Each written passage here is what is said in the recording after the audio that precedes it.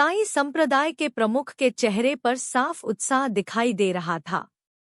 अमर शरीर वाला यह शिष्य सीधे 7वीं मंजिल तक पहुंच गया था। यह उपलब्धि पहले कभी किसी ने हासिल नहीं की थी। उसकी इस सफलता ने पूरे संप्रदाय को हिलाकर रख दिया। अब उनके पास एक ऐसा प्रतिभाशाली शिष्य था जो भविष्य में शीर्ष विरासत शिष्यों में शामिल हो सकता था। तुम सब बहस बंद करो, संप्रदाय प्रमुख ने गंभीर आवाज में कहा। जैसे ही परीक्षा समाप्त होगी, शी ची मेरे वंश में शामिल होगा। आगे से उसकी शिक्षा मैं स्वयं दूंगा। उनकी यह बात सुनकर सभी बुजुर्ग हैरान रह गए। आखिर संप्रदाय प्रमुख खुद किसी शिष्य के लिए आगे क्यों आ रहे थे? ताई संप्रदाय में एक पुराना नियम था। संत और संत कन्या को छोड़कर संप्रदाय प्रमुख किसी अन्य शिष्य को अपना शिष्य नहीं बना सकता था। इसके पीछे 2 कारण थे। पहला, संप्रदाय प्रमुख हमेशा महत्वपूर्ण जिम्मेदारियों में व्यस्त रहते थे, इसलिए उनके पास प्रशिक्षण देने का समय नहीं होता था। दूसरा, अगर कोई साधारण शिष्य अत्यधिक शक्तिशाली बन जाए, तो वह भविष्य में संप्रदाय के उत्तराधिकार के लिए खतरा बन सकता था। लेकिन अब शी ची की असाधारण प्रतिभा देखकर संप्रदाय प्रमुख स्वयं इस नियम को तोड़ने के लिए तैयार थे। कई बुजुर्ग इस बात से हैरान थे, लेकिन उनके दिल में वे सच जानते थे। आखिर शी ने एक साधारण शरीर की सीमाओं को पूरी तरह तोड़ दिया था। उसकी भविष्य की क्षमता का अंदाजा लगाना अब किसी के बस की बात नहीं थी। यह सुनते ही यू शियाओ ने गुस्से भरी नजरों से ताई संप्रदाय प्रमुख की ओर देखा। उसकी तीखी नजरों से संप्रदाय प्रमुख का चेहरा तक फीका पड़ गया। उन्हें अच्छी तरह पता था कि संप्रदाय प्रमुख की स्थिति कितनी संवेदनशील होती है। किसी सामान्य शिष्य को स्वयं अपनाने की इच्छा जताना संप्रदाय के नियमों के खिलाफ माना जाता था। वे तो यू शियाओं की तरफ ठीक से देखने की हिम्मत भी नहीं कर पा रहे थे। तभी शांगगुआन कुन आगे बढ़े और शांत स्वर में बोले, सीनियर भाई, कृपया एक बार फिर सोचिए। हमारे संप्रदाय के इतिहास में ऐसा कभी नहीं हुआ कि संप्रदाय प्रमुख ने किसी साधारण शिष्य को सीधे अपना शिष्य बनाया हो। उन्होंने आगे कहा, अगर आज यह परंपरा टूट गई, तो संत और संत कन्या इस बारे में क्या सोचेंगे? जैसे ही उनकी बात खत्म हुई, बाकी बुजुर्गों ने भी सहमति में सिर हिलाया और संप्रदाय प्रमुख को समझाने लगे। लेकिन इतने विरोध के बावजूद ताई संप्रदाय प्रमुख पांग तियान्यांग की आंखों में दृढ़ निश्चय साफ दिखाई दे रहा था। तुम सबको इतनी चिंता करने की जरूरत नहीं है, पांग तियान्यांग ने शांत आवाज में कहा। अगर मैं शी को अपना शिष्य बनाता हूँ, तो संप्रदाय प्रमुख की जिम्मेदारी सीनियर सिस्टर यू को सौंप दूंगा। उनकी यह बात सुनते ही पूरा माहौल अचानक शांत हो गया। यू शियाओ ने उनकी तरफ देखा, लेकिन उसके चेहरे पर हल्की व्यंग्य भरी मुस्कान थी। सेक्ट लीडर पांग, क्या आप एक तीर से 2 निशाने साधने की कोशिश कर रहे हैं? यह सुनकर बाकी सभी लोग उलझन में पड़ गए। लेकिन पांग तियान्यांग का दिल जोर से धड़क उठा। उन्हें उम्मीद नहीं थी कि यू शियाओ इतनी आसानी से उनकी असली मंशा समझ जाएगी।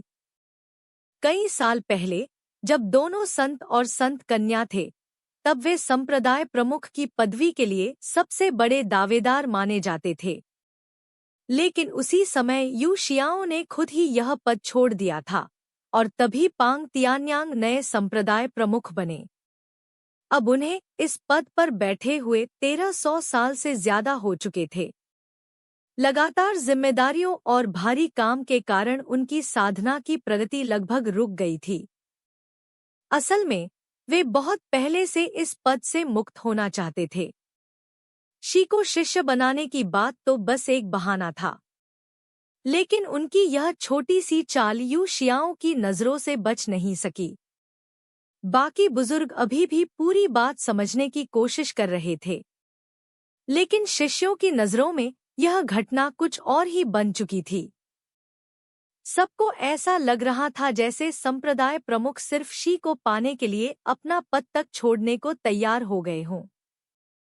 जब यह खबर बाहरी संप्रदाय तक पहुंची, तो अफवाहें और भी ज्यादा अजीब और दंतकथाओं जैसी बन गईं।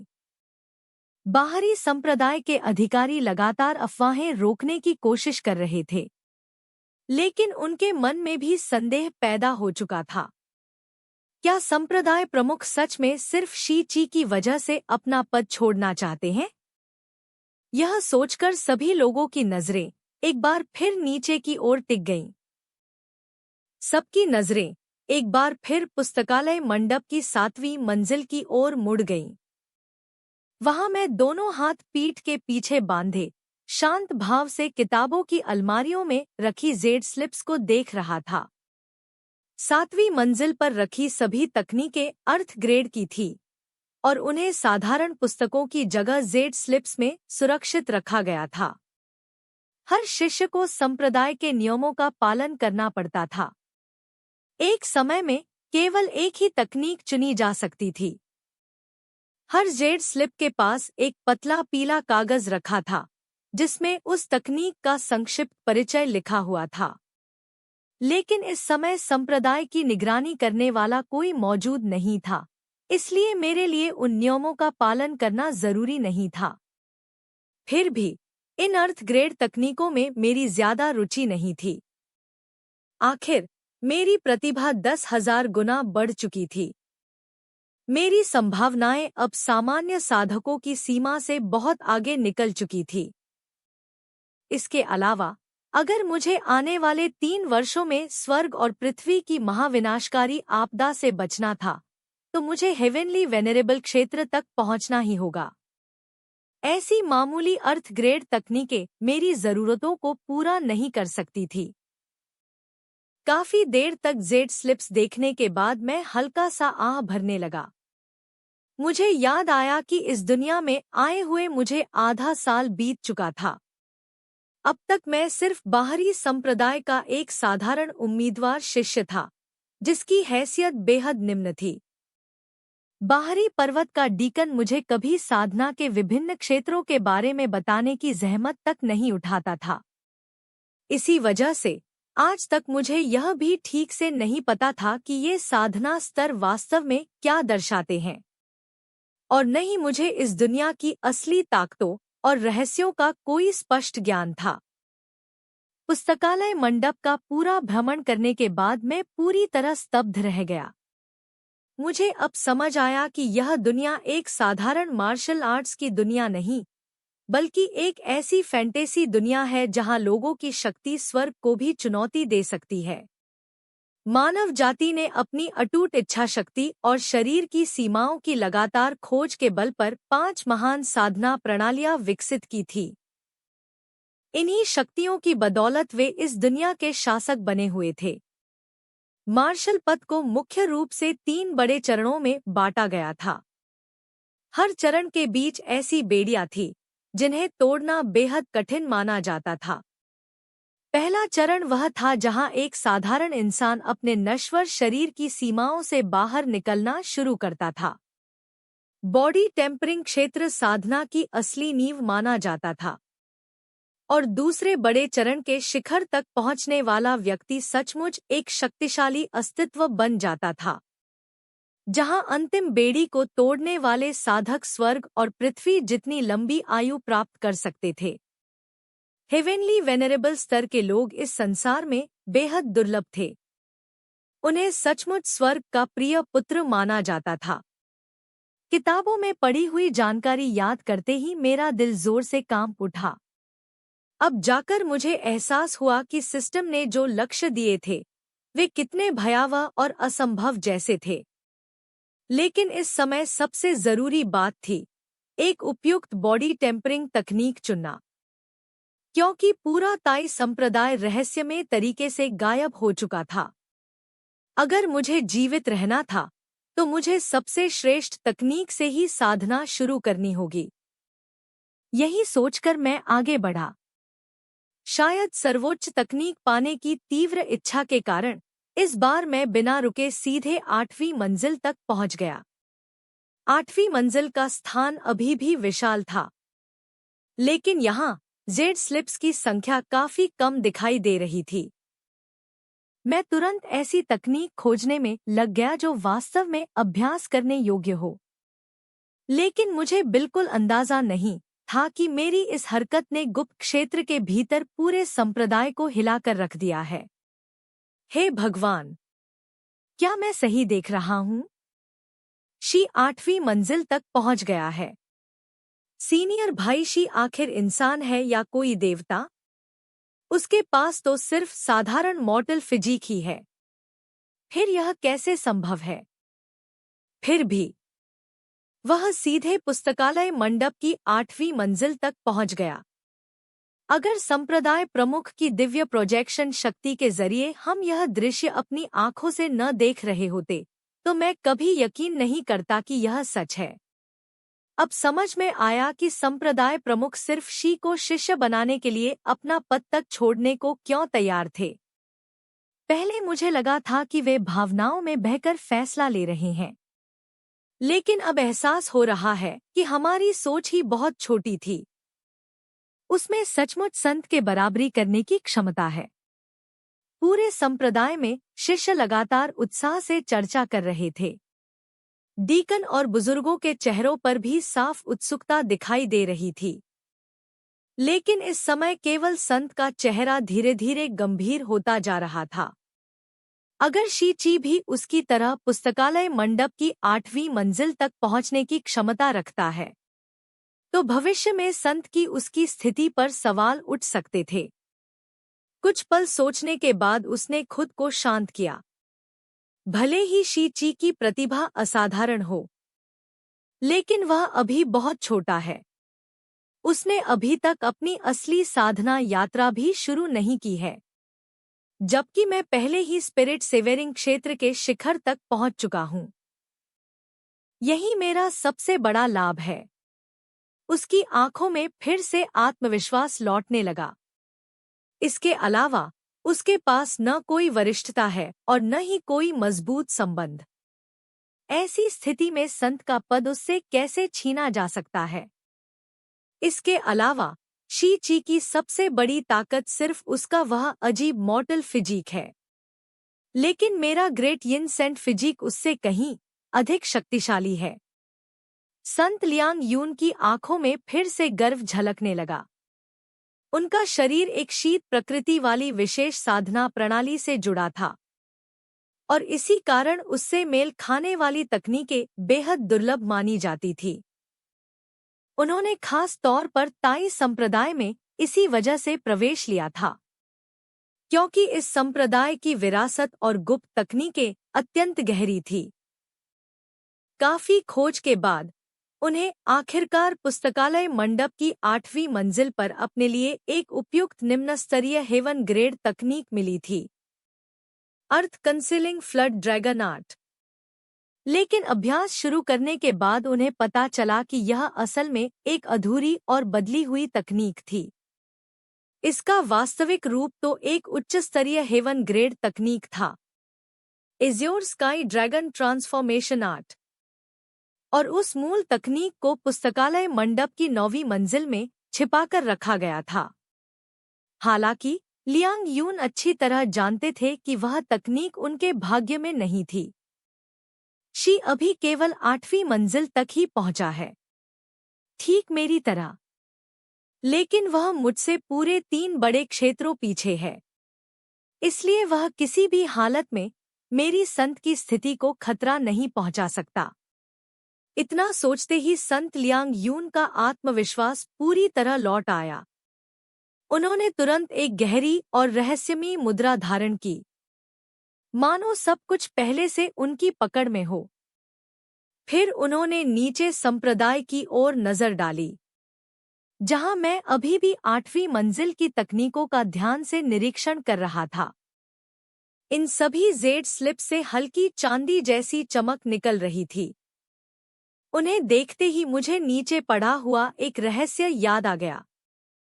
हेवन ग्रेड तकनीकें सिर्फ शक्तिशाली ही नहीं होती, बल्कि इस दुनिया में उन्हें अद्वितीय अस्तित्व माना जाता है। कहा जाता है कि जब कोई महान साधक किसी तकनीक की रचना करता है तो उसकी इच्छा शक्ति का एक अंश उस तकनीक में समा जाता है। समय के साथ वह शक्ति जेड स्लिप के भीतर छिपी रहती है और धीरे धीरे उसमें अपनी आध्यात्मिक चेतना विकसित होने लगती है। कुछ सर्वोच्च स्तर की तकनीकें तो अपने योग्य स्वामी को स्वयं चुनती हैं।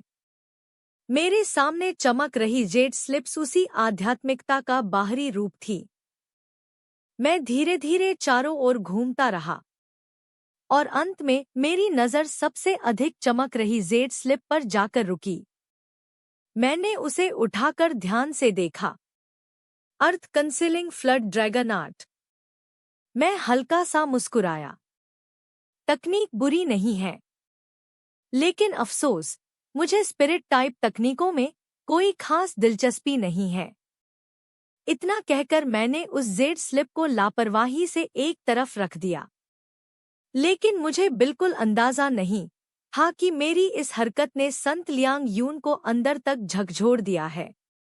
जिस तकनीक पर उन्हें सबसे ज्यादा गर्व था, वही तकनीक मेरी नजरों में लगभग बेकार साबित हो रही थी। उनका चेहरा गुस्से से हल्का कांपने लगा। चाहे वे खुद को कितना भी शांत दिखाने की कोशिश कर रहे थे, लेकिन इस समय उनका सांस लेना तक मुश्किल हो रहा था। आखिरकार वे केवल मन ही मन दांत पीसते हुए बड़बड़ाए, अज्ञानी गंवार, तुम्हारी सोच सच में बहुत छोटी है। तुमने अर्थ कंसीलिंग फ्लड ड्रैगन आर्ट जैसी तकनीक को ठीक से देखा तक नहीं। अब मैं भी देखना चाहता हूं कि आखिर तुम कौन सी तकनीक चुनते हो। संत लियांग यून भीतर ही भीतर ठंडी हंसी हंसे। उधर मैं दोनों हाथ पीठ के पीछे बांधे आराम से 8वीं मंजिल में घूम रहा था। लेकिन हैरानी की बात यह थी कि 8वीं मंजिल की कोई भी तकनीक मेरी रुचि नहीं जगा पा रही थी। इसके बजाय वहां रखे विभिन्न इतिहास और रिकॉर्ड से जुड़े ग्रंथ मुझे ज्यादा आकर्षित कर रहे थे। उन पुस्तकों में सिर्फ इस दुनिया की सामान्य जानकारी ही नहीं थी, बल्कि कई महान शक्तियों और प्राचीन संप्रदायों का विवरण भी दर्ज था। हालांकि वे मेरी साधना को सीधे नहीं बढ़ा सकते थे, लेकिन उन्हें पढ़कर मेरी समझ और दृष्टि जरूर व्यापक हो सकती थी। कुछ देर तक उन ग्रंथों को देखने के बाद मैं सीधे सीढ़ियों की ओर बढ़ गया। सबसे श्रेष्ठ तकनीकें निश्चित रूप से सबसे ऊपर होंगी, और ताई ट्रू सेक्ट की असली विरासत भी वहीं छिपी होगी। यह सोचकर मैंने हल्के कदमों से ऊपर की ओर बढ़ना शुरू किया, लेकिन मुझे बिल्कुल अंदाजा नहीं था कि मेरी यह हरकत ऊपर से देख रहे लोगों के होश उड़ा देगी। रुको, वह अभी भी ऊपर जा रहा है? यह कैसे संभव है? क्या मैं सपना देख रहा हूं? वह 9वीं मंजिल पर जाने की कोशिश कर रहा है। और देखो, वह तो सीढ़ियां दो दो करके चढ़ रहा है। पूरा संप्रदाय हड़कंप में आ गया। हे पूर्वजों, क्या शास्त्र मंडप की परीक्षा व्यवस्था खराब हो चुकी है? 10 लाख साल पहले हमारे संप्रदाय में एक अद्वितीय प्रतिभा पैदा हुई थी, जिसने अपने कैओस डिवाइन फिजिक की मदद से 9वीं मंजिल तक पहुंचने का कारनामा किया था। लेकिन शी के पास तो सिर्फ एक साधारण मॉर्टल फिजिक है। क्या वह सच में शिखर तक पहुंचने की सोच रहा है? कुछ ही क्षणों में पूरे संप्रदाय में फैला शोर अचानक पूरी खामोशी में बदल गया। सभी की नजरें सीढ़ियां चढ़ती उस अकेली आकृति पर टिक गईं। यहाँ तक कि परीक्षा व्यवस्था की निगरानी कर रहे 3 सर्वोच्च बुजुर्ग भी खुद को रोक नहीं पाए। उन्होंने अपनी दिव्य चेतना का एक अंश नीचे भेजा ताकि वे स्वयं इस दृश्य को देख सकें।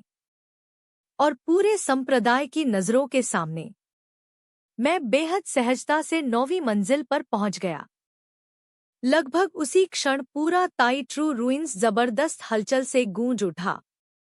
एक मॉडल फिजिक वाला व्यक्ति सचमुच शास्त्र मंडप की सबसे ऊपरी मंजिल तक पहुंच गया। यह तो लाखों वर्षों में एक बार दिखाई देने वाला चमत्कार है, और आज हम अपनी आंखों से इसे देख रहे हैं। यह शीची सच में सामान्य समझ से परे है।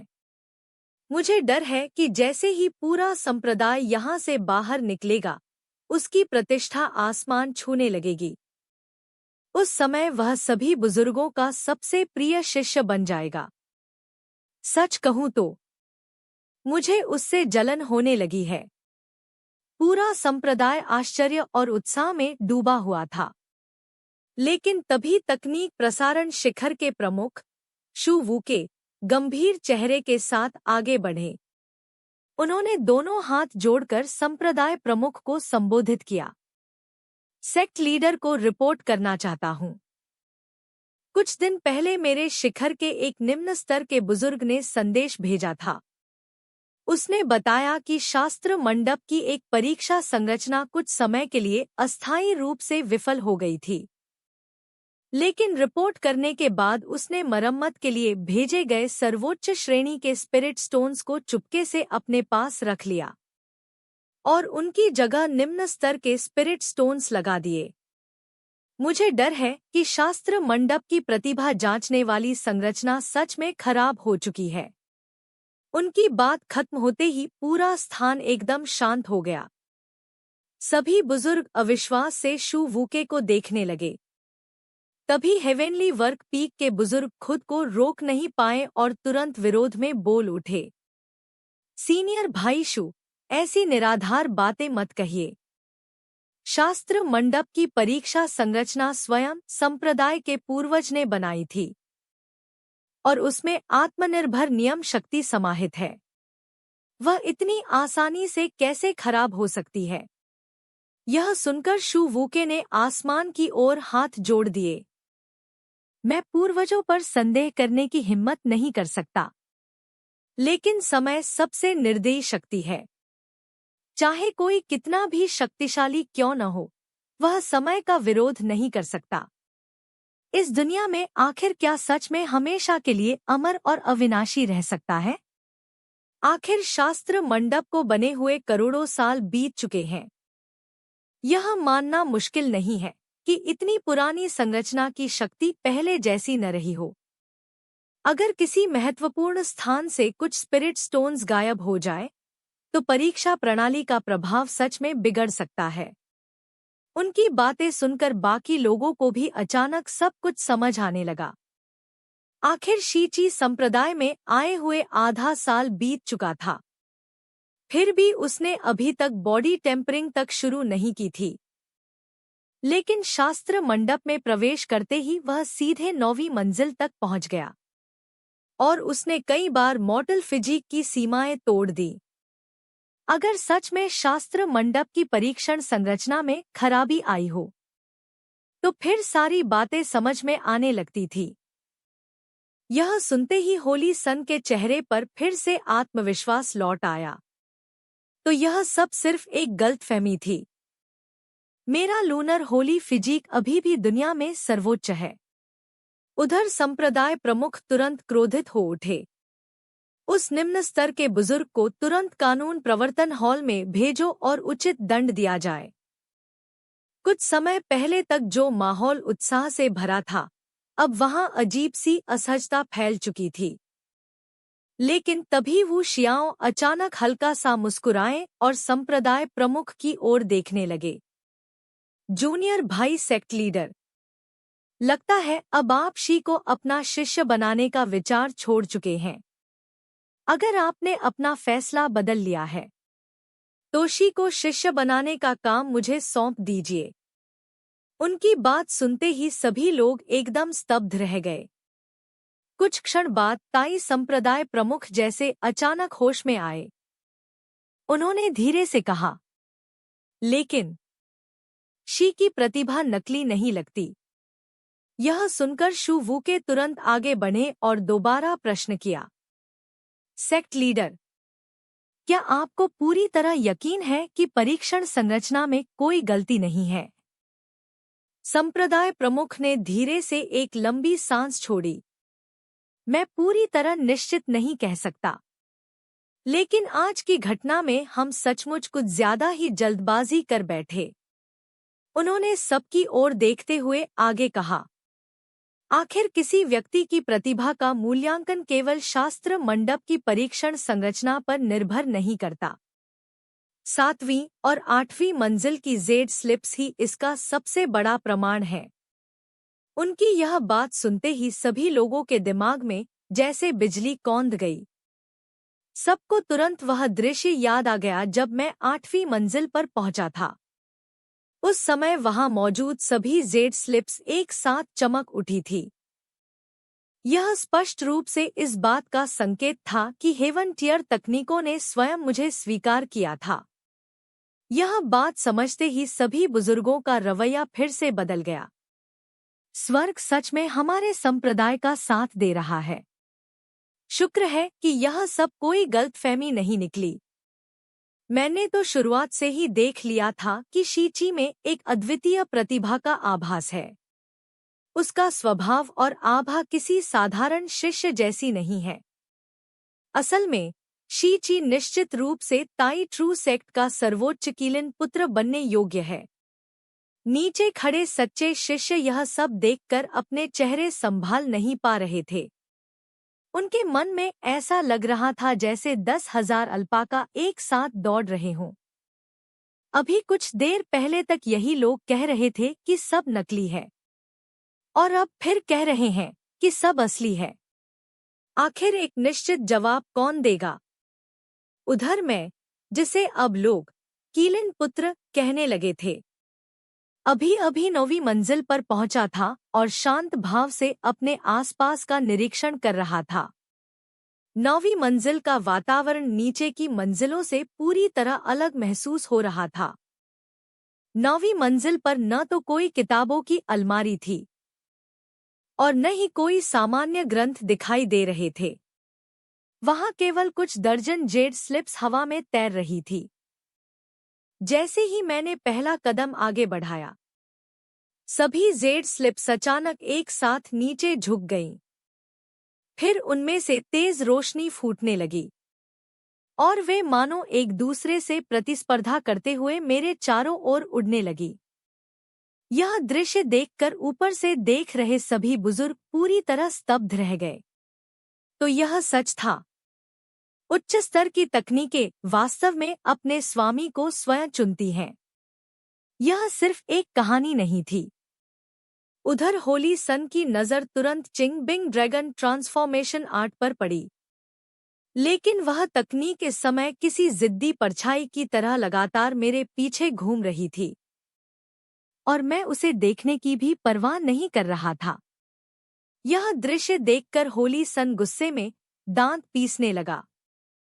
वहीं ताई संप्रदाय प्रमुख मन ही मन गहरी प्रशंसा से भर उठे। तो यही है, एक ऐसे मॉर्टल फिजिक की क्षमता जिसकी संभावनाओं की कोई सीमा नहीं। उसका भविष्य सचमुच असीमित है। उस छोटे से पल में संप्रदाय प्रमुख को ऐसा महसूस हुआ मानो एक अद्वितीय महान प्रतिभा जन्म लेने वाली हो। इसके तुरंत बाद उनके मन में कई अलग अलग साधना योजनाएं बनने लगी। वे सोचने लगे कि भविष्य में किस दिशा में मुझे प्रशिक्षित किया जाए। यह सोचते ही संप्रदाय प्रमुख अचानक आगे बढ़े। उन्होंने ताई ट्रू रुइंस की गहराइयों की ओर हाथ जोड़कर 3 सर्वोच्च बुजुर्गों को संबोधित किया। यह शीश स्वर्ग को चुनौती देने वाली प्रतिभा रखता है। मैं उसे संप्रदाय की सर्वोच्च उत्तराधिकार सूची में शामिल करना चाहता हूँ। उसकी स्थिति होली सन और होली डॉटर दोनों से भी ऊपर होगी। जैसे ही हम यहाँ से बाहर निकलेंगे, पूरा संप्रदाय अपनी सारी शक्ति लगाकर उसका पालन पोषण और प्रशिक्षण करेगा। उनकी यह घोषणा सुनते ही पूरा वातावरण स्तब्धता में डूब गया। सभी बुजुर्ग एक दूसरे की ओर अविश्वास से देखने लगे। आखिरकार संप्रदाय प्रमुख ने सचमुच ऐसा फैसला ले लिया था।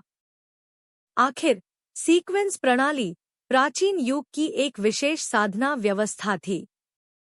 उस समय जब बड़े युद्ध हुआ करते थे तो संप्रदाय सभी प्रतिभाशाली शिष्यों को सीक्वेंस सूची में शामिल कर देता था। फिर उन शिष्यों को आपस में लगातार प्रतिस्पर्धा और संघर्ष करना पड़ता था। अंत में जो व्यक्ति सबसे ऊपर निकलता वही प्रथम सीक्वेंस बनता। उसकी स्थिति बाकी सभी शिष्यों से कहीं अधिक ऊंची होती थी और उसे पूरे संप्रदाय के संसाधनों पर सर्वोच्च अधिकार मिलता था। लेकिन शांति के युग में इस व्यवस्था को बहुत कठोर और क्रूर माना गया। इसी कारण बाद में इसे हटाकर अपेक्षाकृत शांत ट्विन होली सिस्टम लागू किया गया। अब जबकि संप्रदाय प्रमुख फिर से सीक्वेंस प्रणाली शुरू करने की बात कर रहे थे, इसका मतलब बिल्कुल साफ था। वे शी ची को भविष्य का वास्तविक उत्तराधिकारी मान चुके थे। यह सुनते ही होली सन का शरीर पूरी तरह तन गया। उसकी आंखों में पहली बार स्पष्ट बेचैनी दिखाई देने लगी। लेकिन तीनों सर्वोच्च बुजुर्गों ने तुरंत कोई उत्तर नहीं दिया। ऐसा लग रहा था जैसे वे आपस में किसी महत्वपूर्ण विषय पर विचार विमर्श कर रहे हों। पूरा संप्रदाय उनकी अंतिम घोषणा का इंतजार करने लगा। लेकिन ठीक उसी समय बाहरी क्षेत्र से अचानक हलचल मच गई। सभी बुजुर्गों ने तुरंत अपनी दिव्य चेतना वहां फैलाई। तभी उन्हें पता चला, शी ची ने फिर से कुछ कर दिखाया है। उधर मैं इस समय सिर्फ एक तकनीक चुनने ही वाला था कि अचानक सिस्टम की आवाज मेरे मन में गूंज उठी। होस्ट शास्त्र मंडप की सर्वोच्च मंजिल तक पहुंच चुका है। मॉडल फिजिक की सीमाएं एक बार फिर तोड़ी जा चुकी हैं। सप्लीमेंटरी गाइडेंस क्वेस्ट रिवॉर्ड सक्रिय किया जा रहा है। इनाम, एक single use fusion ticket. System की आवाज सुनते ही मैं कुछ क्षणों के लिए स्तब्ध रह गया। लेकिन थोड़ी देर जानकारी देखने के बाद मुझे इस फ्यूजन टिकट की असली क्षमता समझ आ गई। यह वस्तु कई अलग अलग तकनीकों को मिलाकर एक नई तकनीक बनाने में सक्षम थी। हालांकि तकनीकों का स्तर जितना ऊंचा होता, उन्हें सफलतापूर्वक फ्यूज करने की संभावना उतनी ही कम हो जाती। और सबसे बड़ी समस्या यह थी कि इस दुनिया की हर हेवन टियर तकनीक केवल एक ही प्रति में मौजूद थी। अगर मुझे उन्हें फ्यूज करना होता तो मूल जेड स्लिप्स को पूरी तरह नष्ट करना पड़ता, और अगर फ्यूजन असफल हो गया तो उन तकनीकों का अस्तित्व हमेशा के लिए समाप्त हो जाता। इतना ही नहीं, किसी हेवन टियर तकनीक को पूर्णता तक साधना भी कोई आसान काम नहीं था। इसी कारण इस दुनिया में हेवन टियर तकनीकों का फ्यूजन करना एक बहुत बड़ा अपराध माना जाता था, क्योंकि ऐसा करना सीधे मार्शल विरासत को समाप्त करने जैसा था। यह सोचकर मैं कुछ देर के लिए हिचकिचाने लगा। लेकिन तभी सिस्टम की आवाज दोबारा गूंज उठी। होस्ट, कृपया इस सिस्टम की क्षमताओं पर भरोसा रखें। इस सिस्टम का हर कार्य केवल आपको 1024 दिनों बाद आने वाली महाविनाशकारी आपदा से जीवित बचाने के लिए है। आपके पास समय बहुत कम है। सिर्फ एक उच्च स्तरीय हेवन टियर तकनीक का अभ्यास करके, चाहे आपके पास 10,000 गुना प्रतिभा ही क्यों न हो, इतने कम समय में हेवेनली वेनरेबल क्षेत्र तक पहुंचना लगभग असंभव है। वास्तव में यह प्रैक्टिकली इम्पॉसिबल है। अगर तुम्हें जीवित बचने की थोड़ी भी उम्मीद चाहिए तो तुम्हें एक ऐसी तकनीक बनानी होगी जो उच्च स्तरीय हेवन टियर तकनीक से भी अधिक शक्तिशाली हो। सिस्टम की यह बात सुनते ही मेरा दिल जोर से धड़कने लगा। अगर सिस्टम पहले ही मेरे लिए रास्ता तैयार कर चुका है तो फिर मेरे पास पीछे हटने का क्या कारण था? यह सोचने के बाद मैंने शास्त्र मंडप की दूसरी मंजिल पर सीखी हुई फ्यूजन प्रक्रिया को याद किया, और उसी क्षण मैंने आधिकारिक रूप से फ्यूजन शुरू कर दिया। अगले ही पल 9वीं मंजिल पर मौजूद सभी हेवन टियर तकनीकों की जेड स्लिप्स अचानक मेरी ओर उड़ने लगी। वे तेजी से मेरे सामने बन रहे सफेद धुंध के विशाल भंवर में समाने लगी। उसी समय सिस्टम की सूचना मेरे कानों में गूंज उठी। एकलुपयोग फ्यूजन टिकट सफलतापूर्वक सक्रिय किया गया। लेकिन मुझे बिल्कुल अंदाजा नहीं था कि इस समय ताई ट्रू रूइंस के ऊपर मौजूद सभी बुजुर्गों के चेहरे पूरी तरह बदल चुके थे। उनकी आंखों में अब उत्साह नहीं, बल्कि क्रोध भरा हुआ था। वे मुझे घूर रहे थे, और यहाँ तक कि संप्रदाय प्रमुख के शरीर से भी तीव्र हत्या की भावना फैलने लगी। यह ताई संप्रदाय की विरासत को नष्ट कर रहा है। यह एक अक्षम्य अपराध है। ऐसे व्यक्ति को तुरंत मृत्यु दंड दिया जाना चाहिए। तभी दंड कानून शिखर के बुजुर्ग यू आगे बढ़े और गंभीर स्वर में बोले, सेक्ट लीडर, मुझे संदेह है कि यह शी संभवतः किसी दूसरे गुट द्वारा भेजा गया जासूस है, वरना वह इस समय हमारी संप्रदाय विरासत को नष्ट करने जैसा काम क्यों करता। दंड कानून शिखर के बुजुर्ग की बात खत्म होते ही 100 हर्ब्स पीक के बुजुर्ग भी ठंडी आवाज में बोल उठे, वह जासूस है या मूर्ख, इससे अब कोई फर्क नहीं पड़ता। सच्चाई यह है कि उसने हमारी संप्रदाय विरासत को नुकसान पहुंचाया है। अगर ऐसे व्यक्ति को टुकड़े टुकड़े करके दंड नहीं दिया गया, तो हम बाकी शिष्यों और बुजुर्गों के क्रोध को कैसे शांत करेंगे। यह सुनकर वू शियाओं ने हल्की सांस छोड़ी। उनके मन में भी अब गहरा अफसोस पैदा होने लगा था। आखिर 37 हेवन टियर तकनीकों को एक साथ फ्यूज करना, सफल होने की संभावना लगभग शून्य थी। लगता है यह तथाकथित नंबर 1 मॉर्टल फिजिक प्रतिभा अब स्थिति पलटने की कोई उम्मीद नहीं रखती। उधर अंदरूनी और बाहरी दोनों संप्रदायों के शिष्य भी गुस्से से भर उठे थे। उसने शास्त्र मंडप की सभी उच्चस्तरीय हेवन टियर तकनीकों को फ्यूज करने की हिम्मत कैसे की। ताई ट्रू सेक्ट भले ही कोई शाही साम्राज्य न हो, लेकिन यह फिर भी एक संगठित और एकजुट संप्रदाय है। जब उसने हमारे संप्रदाय में प्रवेश लिया, हमारी तकनीकें सीखीं और हमारी संसाधनों से साधना की, तो कम से कम उसे संप्रदाय के प्रति सम्मान दिखाना चाहिए था।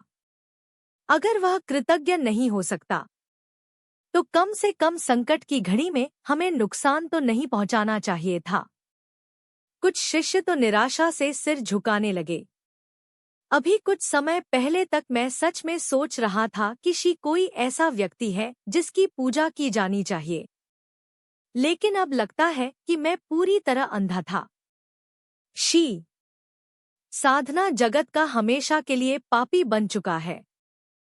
उधर होली सन आसपास गूंज रही गालियों और आरोपों को सुनकर कुछ पल के लिए पूरी तरह उलझन में पड़ गया। यह आखिर हो क्या रहा है। एक पल पहले तक शी को स्वयं संप्रदाय प्रमुख भविष्य का उत्तराधिकारी बता रहे थे, और अगले ही पल वह पूरे संप्रदाय का दुश्मन बन गया। मैंने तो कुछ किया भी नहीं, फिर भी हालात पूरी तरह पलट गए। यह सोचते ही होली सन के चेहरे पर हल्की मुस्कान उभर आई। लग रहा था जैसे हार चुकी बाजी अचानक फिर उसके पक्ष में लौट आई हो। लेकिन तभी उसे पिछली घटनाएं याद आ गईं, जहां हर बार स्थिति पूरी तरह बदल जाती थी। उसकी मुस्कान धीरे धीरे गायब हो गई। कहीं इस बार भी कोई नया मोड़ तो नहीं आने वाला। अब वह पूरी तरह सतर्क हो चुका था। जल्दबाजी में खुश होने के बजाय उसने कुछ देर और स्थिति देखने का फैसला किया। उसने नीचे संप्रदाय के भीतर झांका। वहां शी ची अभी भी शून्य में दोनों हाथ फैलाए खड़ा था और लगातार फ्यूजन प्रक्रिया को नियंत्रित कर रहा था। 37 तकनीकों की जेड स्लिप्स लगभग पूरी तरह परिष्कृत हो चुकी थी। यह दृश्य देखकर होली सन ने मन ही मन राहत की सांस ली। लगता है इस बार सच में सब खत्म हो चुका है। लेकिन अगले ही क्षण उसकी नजर अचानक ऊपर आकाश की ओर उठी, और वह दृश्य देखकर उसका चेहरा बदल गया। इस समय आध्यात्मिक ऊर्जा से बना एक विशाल धुंधला चेहरा